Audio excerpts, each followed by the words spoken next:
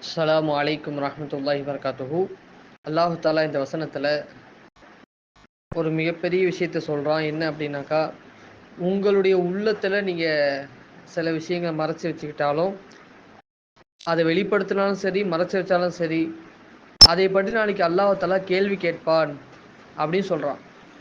இதில் நமக்கு கவனிக்க வேண்டிய விஷயம், உள்ளத்தில் பல பாவமான சிந்தனைகள் வரலாம், ஆனால் அதை செஞ்சிருக்க மாட்டோம். அப்போ அதுக்கும் நாளைக்கு மறுமையில் அல்லாஹ் தாலா கேள்வி கேட்பான் என்ற தோரணையில் தான் இந்த வசனம் இறங்கியிருக்கு. ஆனால் இந்த வசனம் இறங்குனதுக்கு அப்புறம் சஹாபாக்களுக்கு ரொம்ப பயம் வந்துருச்சு.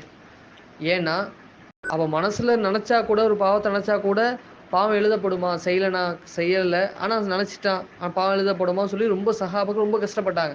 அப்போ ரசூலாட்ட வந்து கேட்டாங்க, யார் சொல்லா இப்படி தானே கேட்கும்போது, அப்போ தான் அல்லாஹ் தாலா வந்து இந்த வசனத்தை மன்சூக் ஆக்கி, இந்த சட்டம் இல்லாமல் ஆக்கி, லா யுகல்லிஃபுல்லா நஃப்ஸன் இல்லா உஸாஹா, எந்த ஒரு ஆன்மாவையும் அதோட சக்திக்கு தாண்டி சிரமப்படுத்த மாட்டோம்.